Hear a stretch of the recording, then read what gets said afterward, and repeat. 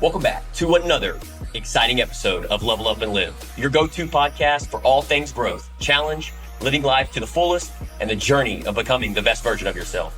I'm your host, Sean Myers, joined by my co-host, Ewan Heinemeyer. And today, we're thrilled to embark on another journey of self-discovery and achievement with you. Today, we're diving into the heart-pounding world of competition as we dissect our recent adventure at the Hyrox race. Ewan and I strapped on our game faces, laced up our shoes, and took on the challenge of a lifetime at the George R. Brown Convention Center in Houston, Texas. We set our sights on a 60-minute goal, and while we fell short by just 2 minutes, our journey was nothing short of extraordinary. We embraced the grind, pushed our limits, and learned valuable lessons along the way. So buckle up, because we're about to unpack all the sweat, tears, and triumphs of our Hyrox experience. Before we dive in, a quick reminder to all our incredible listeners out there. If you're enjoying the Level Up and Live podcast and want to join us on this exhilarating journey of growth, be sure to hit that subscribe button. And hey, if you're feeling extra generous, leave us a review on your favorite podcast platform. Your feedback fuels our fire and helps our impact even more lives. Oh, and don't forget to share this episode with a friend who could use a little extra motivation today. Together, let's spread the inspiration far and wide.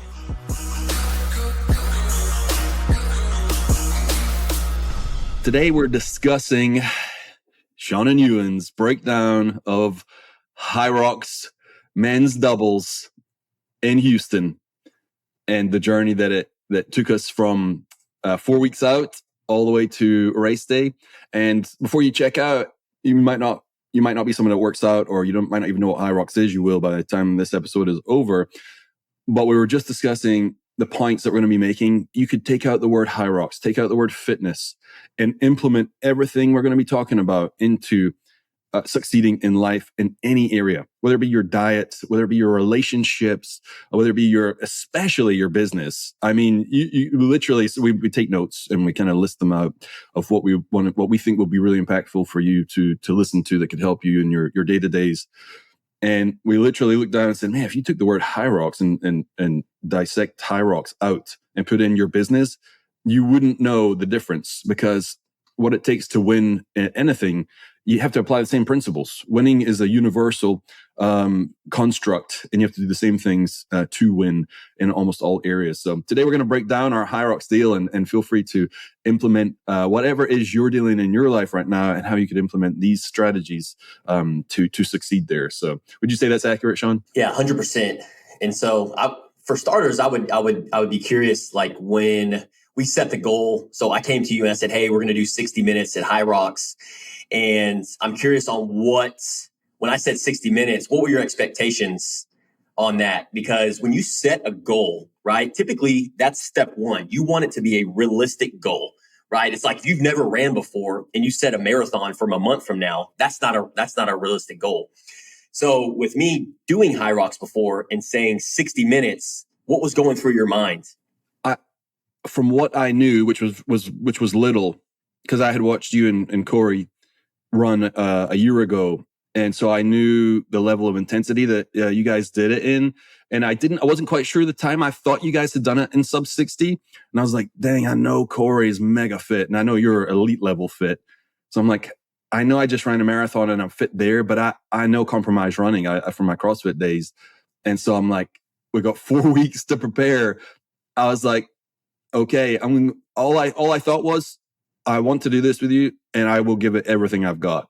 And that's all I could give.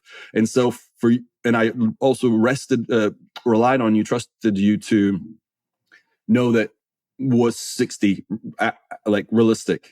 Because I mean, if it was 50 minutes, that would have been, we're laughing about that because we know what that would be. We'd be like, no way. But 60, well, maybe 50 is kind of, 60 is my kind of 50.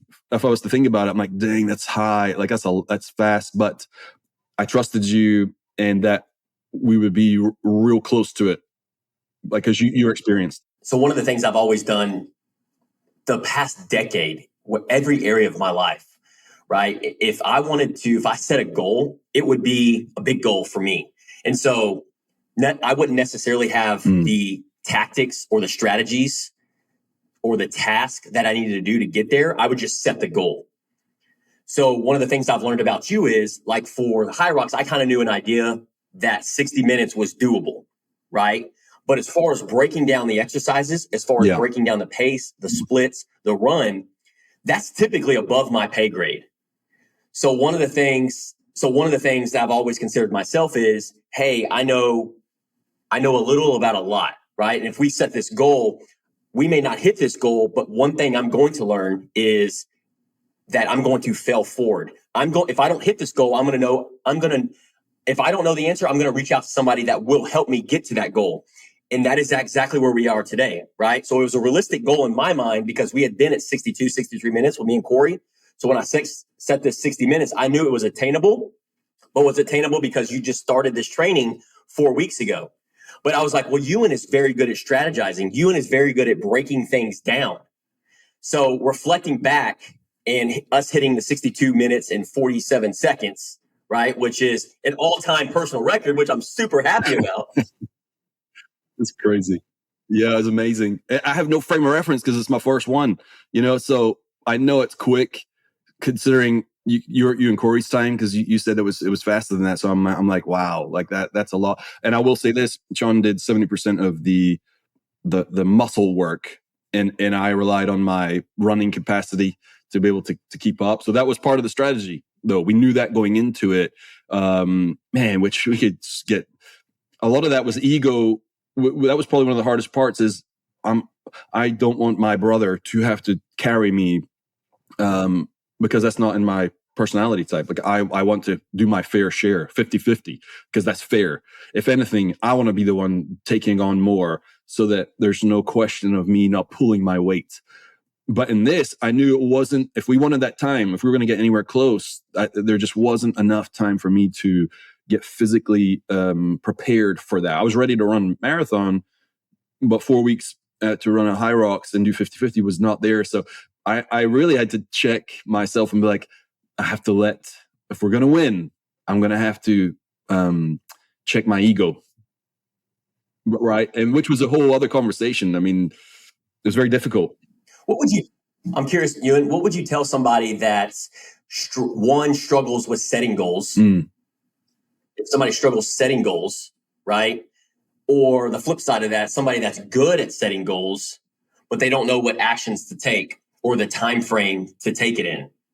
So like, for instance, if you didn't have me saying, hey, we can do this in 60 minutes, if you forward think, backwards plan, what would you have done differently if you didn't have me? If it was me on my own and I found Hyrox, I'm like, okay, I'm going to do that. I would know what my running pace, let's just say I knew what my running pace was, which I do from the marathon. And if I was to try and set it, first off, I wouldn't set the 60-minute goal, especially if it was solo, because that would be way beyond it. So I would research, I would go to YouTube, Google what would be a good time for someone's first Hyrox race. And then I would figure out who said that. And then I would compare where they were at compared to where I'm at. This is how my mind works. And I would be like, okay, that guy did it in 75 minutes. And he's saying he can run like this and push these weights, and these are his maxes and fastest sprints. I'm pretty good gauge of, I could keep up with that, or no, that's way too much, or no, I could do better than that. And so that would be my first gauge. I would then prepare my training routine around that. And I'd start, I'd probably take 4 to 8 weeks and break down the actual race day into pieces and see how I respond as I increase weight, as I increase speed. And then at some point, like we did, I would do a mock, see where I was overall. Was I even close to the time frame that I had set that goal for? Once I know that, I'd take another 4 to 8 weeks and work towards shaving off whatever time I needed to shave off.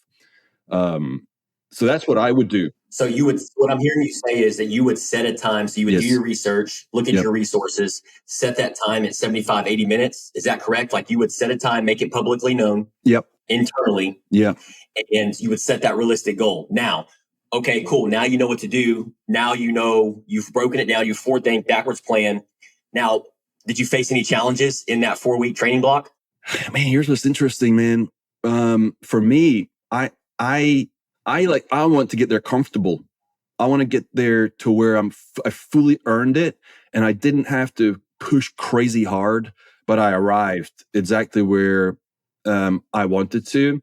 But when we were doing it, I knew I was going to have to push myself harder, which was very uncomfortable. A lot of times I didn't like it because I know the cost. When you push your body like that, the body has to recover. But we didn't have a choice, like, because we had such a short period of time. And so we were just going all out. And so that was hard for me because I like to, you like to say, I like to arrive without much pain. But if I was to relate that, most people might be listening to that, well, they feel the same way. I don't want to go through the pain. I don't want to be pushed because it doesn't feel good. And you might have to pay the piper on that. But sometimes, especially if you're, let's say it's business, and sometimes you're going to have to push. You're going to have to push hard to get the result. You're going to have to do things that are very uncomfortable, or you will never get there, right? We were never going to get there if we had just kind of sauntered over those 4 weeks. Like, I'll push a little bit of the sled. I'll do a little bit of the pool. I wouldn't have known what it was like race day. And so I had to go into the crucible, the fire, over those 4 weeks to know what it felt like to burn. And that gave us a really good gauge. You know what I mean? So, yeah, I don't know if that... And one of the things that go ahead. One of the things that I'm receiving too, what you're saying is you burn the ships. You burn the bridges. Yes, had to. Meaning there was no going back. Yeah. Right? So you set the realistic goal. You adapted. You got sick during the... That's during right. the training block. Got sick the week before race day, yes, which was the worst thing that could have happened. I mean, the race day, I was still coughing and had congestion, and I'm curious. I wonder what would have our... So would you consider that a setback? I guess technically it is, but for me, that is such as life. Like, this is what we have to deal with, and there's nothing I can do about it. There's no complaining. There's no, this isn't fair, or I wish this hadn't happened. It's like, no, this is reality today. What do you do next? No, I don't often, if people do something, I don't hold grudges. It's just not something I can't live with a grudge, because that's swallowing poison and hoping your enemy dies, And so if someone has made a mistake in life, like, let's say it's business or whatever, I don't squeeze them on that, because it doesn't do anything. I'm always, hey, what's next? How do we make sure that never happens again? That's the only thing I think about is, what did we learn? What can we do going forward? Because this will happen again. We will train hard, and how can I avoid getting sick? Right? Like, is there anything I could do? And so that's how I see that. So it's just a learning experience. How important is it to have somebody like a support system, a training partner, somebody in your life that you can lean on when you do have setbacks and when you do have failures, versus just doing it all by yourself when you're trying to hit a goal? Yeah, it's funny is, man, with getting sick, one of my main concerns with that was like, man, I'm going to let Sean down. And that was probably one of the hardest parts. And that's also one of the reasons, if it had just been me and I had gotten sick, I would have highly contemplated, maybe I don't do this because I don't think it's smart. But it wasn't just me. I was letting you down. So I was like, that's not an option. Remember, I told you I was actually, okay, if it's that bad, I have to be smart here. Like, I don't want to like put myself in hospital. Not that I would, but what I did was I looked up, when is the next race? Like, cause I want to offer something for letting you down. And I was like, oh, there's one in New York in June. I'm not sure what it was, but it was like, oh, it's New York. It's the only other one in America. Yeah. All the other ones were international. And so I was like, that's an option. That was one option. Okay, I'll throw this to Sean because he's going to be so disappointed that we don't race. But luckily I was good enough to go. It was just the perfect timing to where I could still compete. So, so being able to fall back on that support system is huge, right? Yeah, because you had really made it feel like you had given me a lot of space, like, hey, you do what is best, man. I really appreciated that, because I know in the past, you would even say it like you would have maybe expected, no, we do this. I don't know if that's true or not, but I know, like, you give me a lot of grace, and I was just deeply, it made me want, here's the thing, you give me a lot of grace, made me want to race. Yeah. Like, if you'd be like, no, we're doing this, like, I would have maybe been like, man, I don't want to do that. But look what you did. You gave me the grace, and I'm like, no, let's show up, And so, yeah, the support system, and the whole time, all the training you brought, all the experience, you're like, hey, expect this. this is what it's going to be like. And, you got me prepared in all the areas as best we could. And you took all your experience, right? Like because you experienced that your first time, this is what happened. So honestly, I used it all. Like I took everything you had said and was like, okay, expect this. And we trained harder in some areas than we not needed to, but we made it harder in training so that it'd be easier on race day. And I love that because that's my kind of training, like that's, you work up to, of course, but when it comes to race day, you want to be like, feel superior than what you expected in training, so you did all that for us. That was huge. When we were doing the exercises at Silverback and going through the exercises, one of the things that was important that I knew in the back of my mind for us to have an opportunity to hit that goal, right, was that we had to maintain our pace on the running. So 60% of Hyrox is running. So one of the things that we'd worked on the 8 exercises that taxed your legs was the sled push, sled pull. Yeah. So we originally started off as 50-50, right? Well, we found out really quickly that coming off the sled pull, sled push, that 50-50, you weren't able to keep the pace. You don't keep that pace. So we immediately adjusted, right?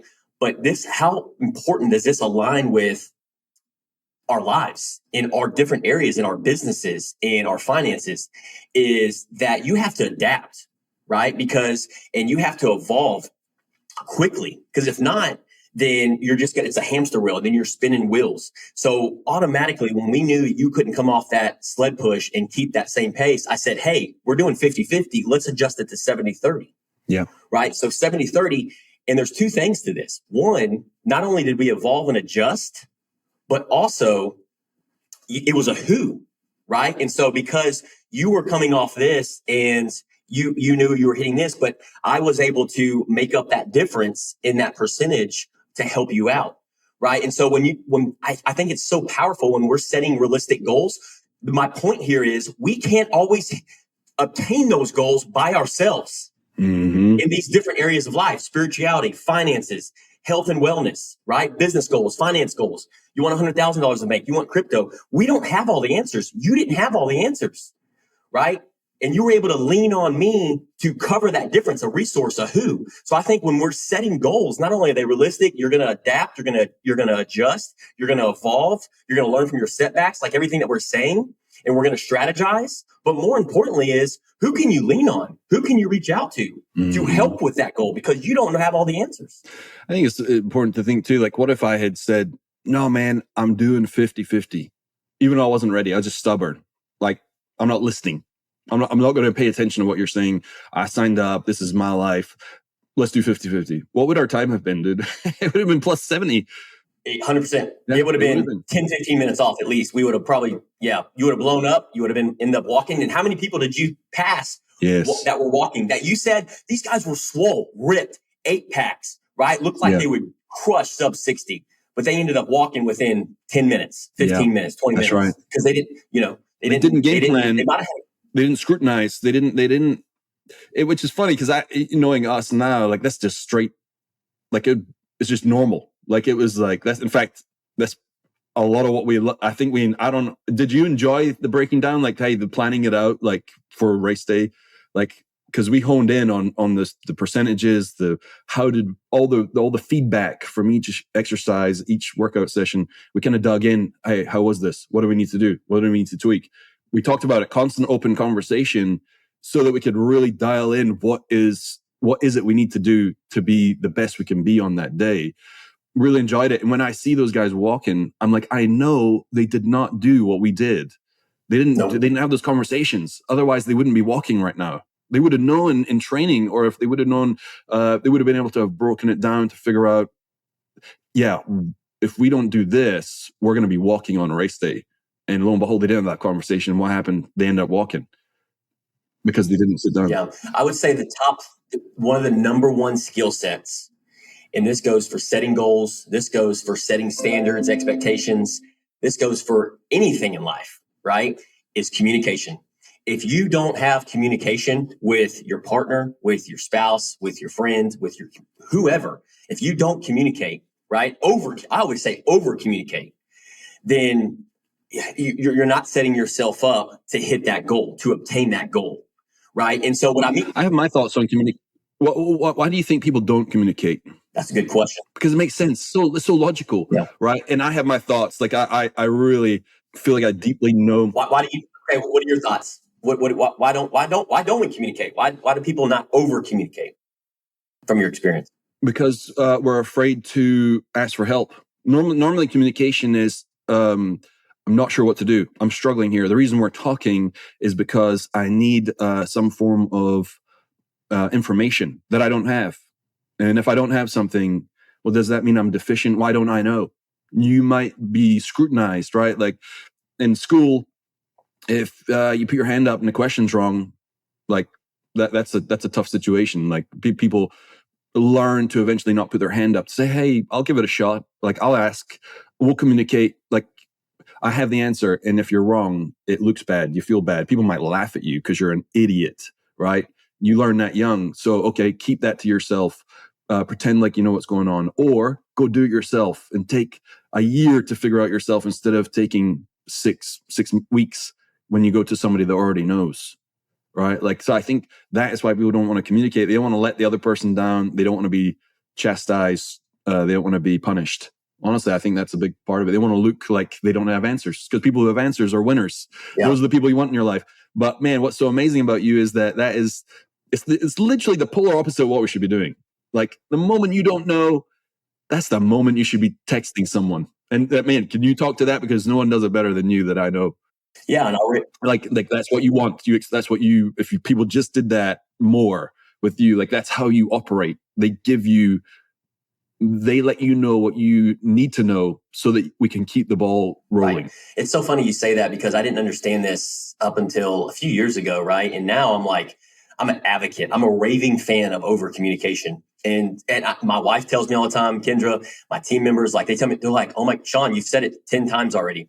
And I want to say it every direction, right? Every perspective. And the reason I say that is because sometimes it's like laying that mustard seed over and over and over again, right? And that's just what a leader does. Even with a podcast, even with anything in life, like I know a little about a lot, right? So I'm going to stick on the 3 or 4 or 5 different things that I know that I dive deep on. But I've learned in business, in every area of life, even in my marriage that I'm working on, is like, if I don't over communicate, right? Whether it's a text message, audio, whatever it may be, even with my team members, if I don't communicate, even this aligns with Hyrox as well. If we don't communicate that you're tired at 10 burpee broad jumps and you keep doing it, your resting heart rate's at 160 plus, then you blow up right after that burpee broad jump because you just said it, because you didn't want to let me down. Yep. Well, then you're doing what's the point? You're doing us a disservice, right? It's winning the battle and losing the war. Like, to me, exactly. I know the ultimate goal for race day was to hit that 60 minutes. And so it might mean checking your ego. It might mean looking weak. It might mean looking, and those are all, I don't feel like I looked weak, but that's what could go through. I think maybe in the past, that's what might hit my mind. Well, I don't want to appear like I'm not pulling my weight, but that's what's important. The overall goal. We want to win overall, because I'll be most happy if we're close to that time than just looking good right now on this one, because there's 8 sections, right? Like, okay, I'm going to do great on this one section. Okay, great. Well, what about the other 7? You blew them all. So is it good or not good? Right? Like, it's clearly not good. So the over communication means that we could succeed on all 8 areas, all 8 sections, and then we get a better result. Well, and I think also too, like you said, it's embracing that vulnerability, right? And so that's one of the things that I have learned that has been a challenge for me, is that sharing my vulnerabilities. Like I tell my team all the time, and I think I've even shared this with you dozens of times behind the scenes, and even Kel, our team members at Level Up and Live. I'm like, look, I suck at this. I struggle with this. I need your help. You know what I mean? And so like I own that. And so it's such a rare quality though. It's so rare. But and I don't think people, go ahead. I was going to say it's once people realize, once they embrace what you're talking about, it is bliss. I honestly, I don't know many people that know it. I only know it because we worked, like we have figured, like I'm trying to think of how to say it. I've realized it's not a dangerous place to be like, hey, I'm not sure what's going on here. You're not going to be like, oh, you idiot. Yeah. Oh, he's let me down. It's like, okay, great. This is what we need to do next. Or what do we need to do next? What would be some ideas? I'm like, okay, great point. And we just keep moving the ball as opposed to, well, I'm not going to say anything or I don't want to communicate that. And then, well, guess what just happened? You just stalled out time. You stalled getting to the result because you're still working on it yourself. As opposed to if you brought it up at the front, we'd already be past it. And momentum is so huge. I think that's what's so important about what we're talking about is the momentum. Because if you stall momentum, that's a life killer. Like when you have momentum in exercising and momentum in diet, like let's say you go for a month without eating bad stuff, and then you have a burger 3 days in a row, you just stalled your momentum out, right? As opposed to same with relationships or business, like keeping that momentum going is so valuable. And you can only do that if you're constantly communicating. That's what I've picked up. That's what I've realized from our doing that together. 100%, man. And wrap things up, I would say, moving forward with doing these is setting a new goal, right? So even though we set the 60 minutes and then we hit 62:47, even though it was a personal all-time record, right? We're not concentrating on the outcome, right? We got fourth place out of 72 men. So to us, right, to society, maybe like, oh, well, you didn't podium. But to us, it's like, hey, we set a personal all-time record. We did this, this, and this, right? And so, that it's just concentrating on that. And it's like failing forward and then learning from, okay, we didn't hit our 60 minutes, but we hit 62:47. So picking away the goods, right? The bad and the uglies, and then adjusting, evolving, and applying that moving forward. And when you're setting these goals, and that's anything, right? It's like now we know, like, okay, if you ask me, Sean, what's the number one why didn't you guys hit 60 minutes? Just time. I would say number one is time, because you found out about this 100%. 3 weeks ago. If we would have had another 3 weeks, 60 minutes, I would have put $1,000 on it. Right. So right now it's just putting in the time, putting in the reps, putting in the volume. And we know that. So now we're doing another training block, 8 to 12 weeks. And we know when we pick that, it's going to be sub 60. It's going to be 100% guaranteed. Right. And so it's setting those new goals and making sure you learn from the stepping stone of not hitting that 60 minute.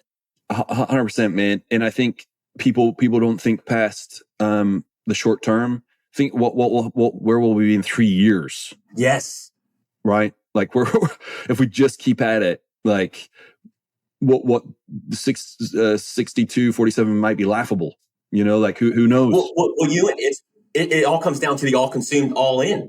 Right. If we were all consumed on the 60 minutes, I don't show up at Silverback this morning and work out with you because I was all consumed. That's all that mattered to me. I just wanted to concentrate on the outcome. So it's the all consumed versus the all in. Dude, we totally celebrated not hitting the 60-minute mark. Like I was kind of concerned. I was like, how I was interested. I was like, how is Sean going to respond? We didn't get 60. I really thought, is he going to be disappointed? And because I felt like, man, I let him down because I know I couldn't hold that pace.